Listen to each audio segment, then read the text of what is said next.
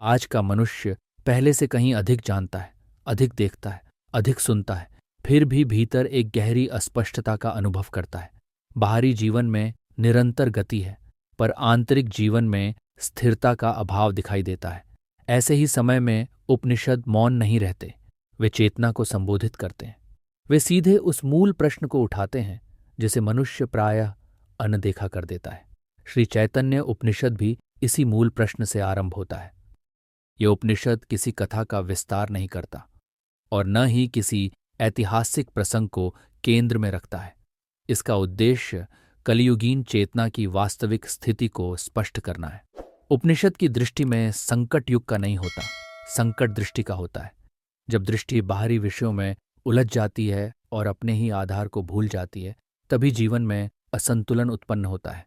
कलियुग की पहचान इसी असंतुलन से होती है। श्री चैतन्य उपनिषद पाप को सामान्य अर्थों में नहीं समझाता। यहाँ पाप का अर्थ किसी नैतिक अपराध से कहीं अधिक गहरा है।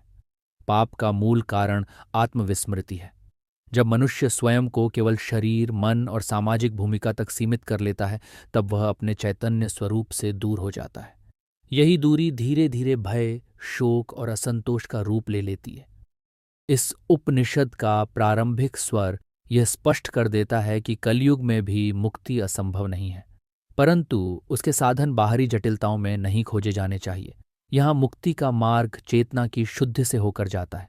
इसी कारण श्री चैतन्य उपनिषद कर्मकांड या बाहरी अनुशासन को नहीं, बल्कि चैतन्य, भक्ति और नाम स्मरण को केंद्र में रखता है। यह भूमिका साधक को सावधान करती है कि आगे आने वाले उपदेश किसी संप्रदाय की स्थापना के लिए नहीं है, वे मनुष्य को उसके मूल स्वरूप की ओर लौटाने के लिए है। श्री चैतन्य उपनिषद का संदेश यही है कि जब चेतना अपने ही केंद्र में स्थिर होती है, तभी जीवन का वास्तविक अर्थ प्रकट होता है। यही इस उपनिषद की आधार भूमि है और यहीं से आगे की सभी शिक्षाएं स्वाभाविक रूप से विकसित होती हैं। यहीं से श्री चैतन्य उपनिषद का उपदेश एक स्पष्ट दिशा ग्रहण करता है। जब चेतना की मूल समस्या सामने आ जाती है, तब अगला प्रश्न स्वाभाविक रूप से उत्पन्न होता है, इस स्थिति से निकलने का मार्ग क्या है? इसी जिज्ञासा के साथ महर्षि पिप्पलाद समिधा हाथ में लेकर सृष्टिकर्ता ब्रह्मा के समीप उपस्थित होते हैं।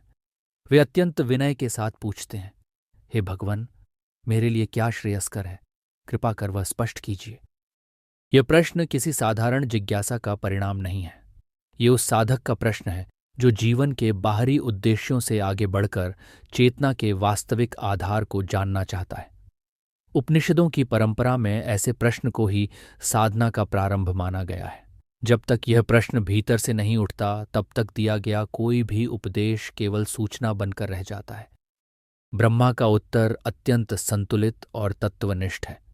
वे कहते हैं कि मनुष्य को तप, ब्रह्मचर्य और मन के संयम में निरंतर स्थित रहना चाहिए। यहाँ तप का अर्थ स्वयं को कष्ट देना नहीं है। तप का वास्तविक अर्थ है चित्त की अशुद्धियों का क्षय। यह वह प्रक्रिया है जिसमें साधक धीरे धीरे अपने भीतर उठने वाले विक्षेपों को पहचानता है और उनसे मुक्त होने लगता है। इसी प्रकार ब्रह्मचर्य को भी संकीर्ण अर्थ में नहीं समझना चाहिए। उपनिषद की दृष्टि में ब्रह्मचर्य का अर्थ है चेतना का ब्रह्म में स्थित होना। जब विचार, दृष्टि और भाव संयमित होते हैं, तभी मन एकाग्र होता है, और जब मन एकाग्र होता है, तभी वह सत्य को ग्रहण करने योग्य बनता है। ब्रह्मा विशेष रूप से मन के वश में होने की बात करते हैं, क्योंकि मन ही साधना का केंद्र है। वही मन यदि विषयों के पीछे दौड़ता है तो बंधन बन जाता है, और वही मन यदि साक्षी भाव में स्थिर हो जाता है तो मुक्ति का साधन बन जाता है। इसलिए उपनिषद पहले किसी मंत्र या देवता का नाम नहीं लेता, बल्कि साधक की आंतरिक तैयारी पर बल देता है। इस उपदेश के माध्यम से श्री चैतन्य उपनिषद यह स्पष्ट करता है कि आगे प्रकट होने वाला तत्व किसी आकस्मिक चमत्कार पर आधारित नहीं होगा। उसके लिए भूमि तैयार की जा रही है, तप, ब्रह्मचर्य और मन संयम के द्वारा। जब यह आधार दृढ़ हो जाता है, तभी साधक अगली जिज्ञासा के लिए योग्य बनता है, और उसी से आगे चलकर कलयुग से जुड़ा वह निर्णायक प्रश्न प्रकट होता है जो पूरे उपनिषद का केंद्र बनने वाला है। और वही निर्णायक प्रश्न अब स्पष्ट रूप से सामने आता है। जब साधक की आंतरिक भूमि तैयार हो जाती है, तब जिज्ञासा स्वयं गहन रूप ले लेती है। महर्षि पिप्पलाद पुनः ब्रह्मा के समीप उपस्थित होते हैं और पूछते हैं, हे भगवन, कलयुग में पाप से आच्छन्न प्रजा किस प्रकार मुक्त होगी? इस युग में वह कौन सा तत्व है और कौन सा मंत्र है जो मनुष्य को इस बंधन से पार ले जा सके? यह प्रश्न किसी युग की आलोचना नहीं है। यह उस मानसिक और चेतनात्मक स्थिति की पहचान है जिसमें मनुष्य बाहर से सक्रिय है पर भीतर से बिखरा हुआ है। उपनिषद यहाँ पाप शब्द का प्रयोग किसी नैतिक अपराध के अर्थ में नहीं करता। यहाँ पाप का अर्थ है आत्मविस्मृति। जब मनुष्य अपने वास्तविक स्वरूप को भूल जाता है, तभी वह अपने ही बनाए हुए विचारों, भय और आकांक्षाओं में उलझ जाता है। उपनिषद स्पष्ट करता है कि कलयुग की समस्या कर्मों की अधिकता नहीं है, बल्कि विवेक की दुर्बलता है। मनुष्य कर्म करता है, पर यह नहीं जानता कि वह कौन है जो कर्म कर रहा है। वह अनुभव करता है, पर यह नहीं पहचान पाता कि अनुभव का साक्षी कौन है। यही विस्मरण धीरे धीरे असंतोष, भय और मानसिक अशांति को जन्म देता है और आगे चलकर वही बंधन का रूप ले लेता है। इसलिए उपनिषद यह नहीं कहता कि समस्या बाहरी व्यवस्था में है। वह स्पष्ट संकेत करता है कि समस्या चेतना के केंद्र से हट जाने में है। जब तक यह केंद्र पुनः स्थापित नहीं होता, तब तक कोई भी बाहरी उपाय स्थायी समाधान नहीं बन सकता। न कर्मकांड, न बौद्धिक चर्चा और न ही केवल नैतिक अनुशासन इस मूल समस्या को छू पाते हैं, क्योंकि रोग भीतर है और उपचार भी भीतर ही संभव है। इसी संदर्भ में देवता और मंत्र के विषय में प्रश्न किया जाता है। यहाँ देवता का अर्थ किसी बाहरी शक्ति या रूप से नहीं है, बल्कि उस तत्व से है जो चेतना को उसके मूल स्वरूप से पुनः जोड़ सके। मंत्र का अर्थ भी केवल शब्दों का उच्चारण नहीं है, बल्कि वह साधन है जो मन को बिखराव से निकालकर एक केंद्र में स्थिर कर दे। यहाँ उपनिषद एक अत्यंत सूक्ष्म संकेत देता है। कलयुग में मुक्ति का मार्ग जटिल नहीं रखा गया है, क्योंकि इस युग में मनुष्य पहले से ही मानसिक बोझ से दबा हुआ है। इसलिए समाधान सरल है पर अत्यंत गहन है। ये समाधान बाहरी विस्तार में नहीं, बल्कि आंतरिक स्पष्टता में निहित है। चेतना की दिशा बदलते ही साधना का पूरा स्वरूप बदल जाता है। इस प्रश्न के साथ संवाद अब किसी सामान्य उपदेश की ओर नहीं बढ़ता। अब वह रहस्य प्रकट होने वाला है जो कलयुग में साधना की संपूर्ण दिशा को निर्धारित करता है। साधक की तैयारी पूर्ण हो चुकी है, प्रश्न अपने शिखर पर पहुंच चुका है और आगे जो उत्तर आने वाला है वह केवल सिद्धांत नहीं, बल्कि जीवंत तत्व के रूप में सामने आने वाला है। ब्रह्मा कहते हैं कि मैं तुम्हें एक परम रहस्य बताता हूं। ये रहस्य किसी गुप्त विधि या कठिन साधना का नहीं है, बल्कि उसी चेतना का है जो समस्त जीवन का आधार है। उपनिषद बताता है कि जाह्नवी तट पर नवद्वीप में गोलोक नामक धाम में वही परम तत्व गौर रूप में प्रकट होता है। वह द्विभुज है, सर्वात्मा है, महापुरुष है, महायोगी है और त्रिगुणों से परे सत्व स्वरूप है। यहाँ उपनिषद किसी ऐतिहासिक घटना का वर्णन नहीं कर रहा। यहाँ यह स्पष्ट किया जा रहा है कि कलयुग में परम तत्व किस प्रकार साधक के लिए ग्राह्य होता है। यह तत्व भय या दंड के माध्यम से नहीं, बल्कि करुणा और भक्ति के माध्यम से प्रकट होता है। जब चेतना अत्यधिक बिखर जाती है, तब सत्य स्वयं को सरल बना लेता है ताकि साधक उसे पहचान सके। यही श्री चैतन्य का संकेत है। उपनिषद आगे यह भी स्पष्ट करता है कि यह चैतन्य किसी एक रूप तक सीमित नहीं है। वही एक देव कभी गौर रूप में, कभी श्याम रूप में, कभी श्वेत रूप में व्यक्त होता है। रूप बदल सकते हैं, पर चेतना नहीं बदलती। वही चैतन्य भक्ति का दाता है, वही भक्ति से जाना जाता है और वही साधक के भीतर आत्मबोध को जागृत करता है। यही उपनिषद भक्ति और वेदांत के बीच की दूरी को समाप्त करता है। भक्ति यहाँ भावुकता नहीं है और वेदांत केवल बौद्धिक विचार नहीं है। दोनों एक ही चेतना की दो अभिव्यक्तियां हैं। जब भक्ति परिपक्व होती है तो वह ज्ञान बन जाती है, और जब ज्ञान जीवंत होता है तो वह भक्ति का रूप ले लेता है। श्री चैतन्य उपनिषद इसी एकता को स्थापित करता है। यदि श्री चैतन्य उपनिषद की ये शिक्षाएं आपके भीतर शांति और स्पष्टता का अनुभव करा रही हैं, तो इस वीडियो को लाइक करें, और यदि यह मार्ग आपको सार्थक प्रतीत हो रहा है तो कमेंट में चैतन्य लिखें। इससे यह स्पष्ट होगा कि यह उपदेश अपने वास्तविक भाव में आप तक पहुंच रहा है। उपनिषद ये भी संकेत देता है कि इस तत्व को जानने का मार्ग बाहर नहीं जाता। ये तत्व भीतर ही भीतर प्रकाशित होता है। जब मन शांत होता है, जब अहम का आग्रह ढीला पड़ता है और जब भक्ति स्वाभाविक बन जाती है, तब चैतन्य स्वयं प्रकट होने लगता है। ये प्राकट्य किसी चमत्कार की तरह नहीं, बल्कि गहरी आंतरिक स्पष्टता के रूप में अनुभव किया जाता है। इस प्रकार श्री चैतन्य उपनिषद यह स्थापित करता है कि कलयुग में साधना का केंद्र बदल चुका है।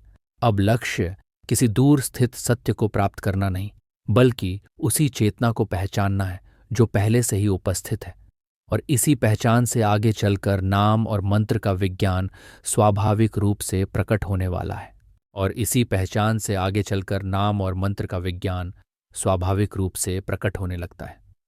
श्री चैतन्य उपनिषद कहता है कि परम तत्व केवल जाना ही नहीं जाता, वह अपने नाम के माध्यम से स्वयं को प्रकट भी करता है। यह नाम किसी बाहरी पहचान का साधन नहीं है, बल्कि चेतना को स्पर्श करने वाला माध्यम है। इसलिए उपनिषद ये नहीं कहता कि नाम केवल जपा जाए, बल्कि यह स्पष्ट करता है कि नाम के द्वारा चेतना किस प्रकार रूपांतरित होती है। उपनिषद बताता है कि प्रभु अपने स्वनाम के मूल मंत्र से समस्त चेतना को आह्लादित करते हैं। ये आह्लाद किसी भावनात्मक उत्तेजना का नाम नहीं है, बल्कि चेतना की स्वाभाविक प्रसन्नता है। जब नाम का उच्चारण केवल ध्वनि तक सीमित नहीं रहता, बल्कि भीतर उतरने लगता है, तब वही नाम साधना बन जाता है। इसी कारण उपनिषद नाम को केवल साधन नहीं, बल्कि साक्षात तत्व से जोड़ता है। इसके बाद उपनिषद दो शक्तियों की ओर संकेत करता है। एक है ह्लादिनी शक्ति, जो चेतना को आनंद में स्थित करती है। दूसरी है संवित शक्ति, जो चेतना को अपने सत्य का बोध कराती है। जब नाम के माध्यम से ये दोनों शक्तियां जागृत होती हैं, तब साधक के भीतर भक्ति और ज्ञान एक साथ प्रकट होने लगते हैं। यही वह अवस्था है जहां साधना केवल अभ्यास नहीं रहती, बल्कि प्रत्यक्ष अनुभव का रूप ले लेती है।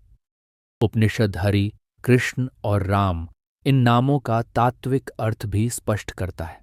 हरि वह है जो हृदय में जमी हुई ग्रंथियों को हर लेता है, अर्थात वासनाओं और आसक्तियों के बंधन को शिथिल कर देता है। कृष्ण वह है जो स्मरण के द्वारा चेतना को अपने केंद्र की ओर आकर्षित करता है। राम वह है जो चेतना को आनंद में स्थिर कर देता है, जहां किसी प्रकार का अभाव शेष नहीं रहता। यहां उपनिषद यह भी स्पष्ट कर देता है कि नाम कोई यांत्रिक प्रक्रिया नहीं है। यदि मन भटकता रहे और नाम केवल जिह्वा पर चलता रहे, तो वह साधना नहीं बनता।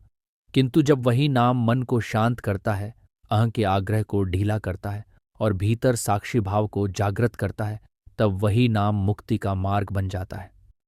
इसीलिए उपनिषद कहता है कि यह मंत्र अत्यंत गूढ़ है और केवल भक्ति के द्वारा जाना जाता है।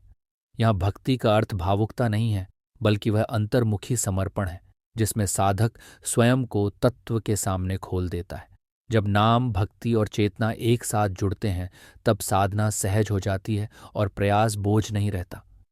इस प्रकार श्री चैतन्य उपनिषद यह स्थापित करता है कि कलयुग में साधना का मार्ग न तो कठोर है और न ही जटिल, वह सरल है, पर अत्यंत सूक्ष्म है।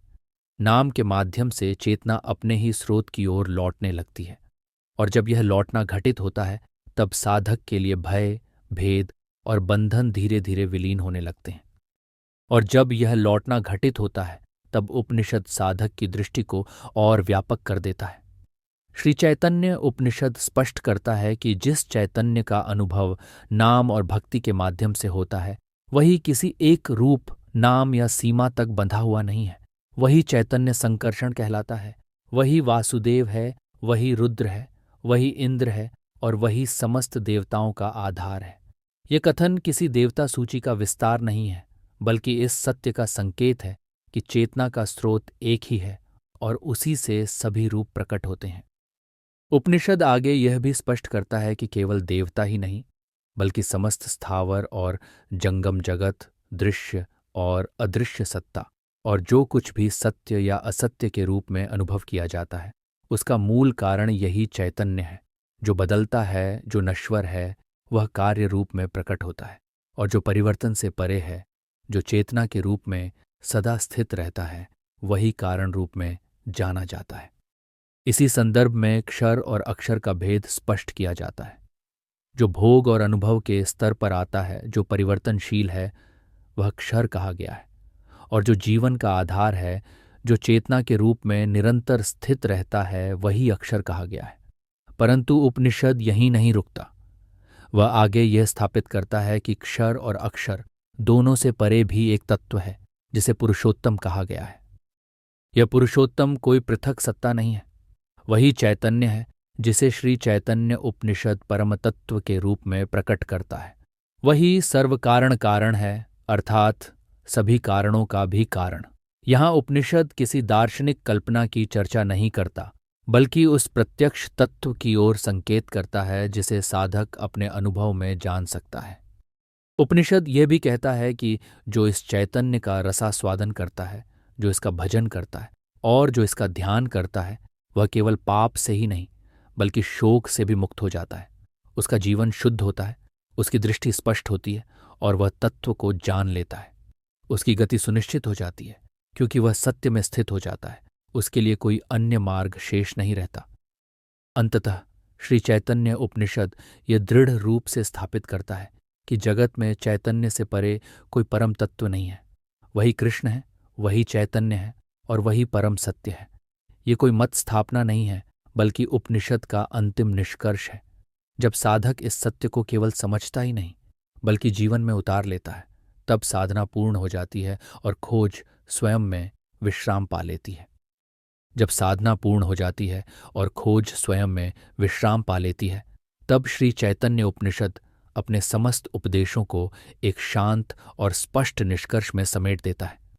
ये उपनिषद ये नहीं सिखाता कि जीवन से दूर चला जाए, बल्कि यह सिखाता है कि जीवन को सही दृष्टि से देखा जाए। जब चेतना अपने ही आधार को पहचान लेती है, तब संसार बंधन नहीं रह जाता, बल्कि साधना का स्वाभाविक क्षेत्र बन जाता है। श्री चैतन्य उपनिषद का केंद्रीय संदेश अत्यंत सरल है, पर उसका अर्थ अत्यंत गहन है। चैतन्य कोई दूर स्थित सत्य नहीं है जिसे कहीं बाहर खोजा जाए। वही चैतन्य प्रत्येक जीव के भीतर पहले से ही विद्यमान है। जब मन बाहरी विषयों में उलझना छोड़ देता है और चेतना अपने ही केंद्र में स्थिर होने लगती है, तब वही स्थिति मुक्ति का द्वार बन जाती है।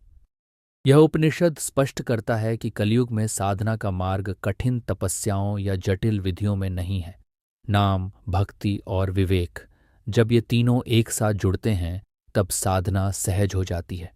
नाम चेतना को केंद्रित करता है, भक्ति अहम के आग्रह को शिथिल करती है और विवेक सत्य को स्पष्ट करता है। यही इस उपनिषद की संपूर्ण साधना दृष्टि है। श्री चैतन्य उपनिषद यह नहीं कहता कि सत्य भविष्य में प्राप्त होगा। वह यह सिखाता है कि सत्य इसी क्षण उपलब्ध है यदि दृष्टि शुद्ध हो। जब साधक यह पहचान लेता है कि चैतन्य ही उसका वास्तविक स्वरूप है, तब भय, शोक और बंधन अपने आप विलीन होने लगते हैं। तब साधना कोई प्रयास नहीं रह जाती, बल्कि जीवन की स्वाभाविक अवस्था बन जाती है।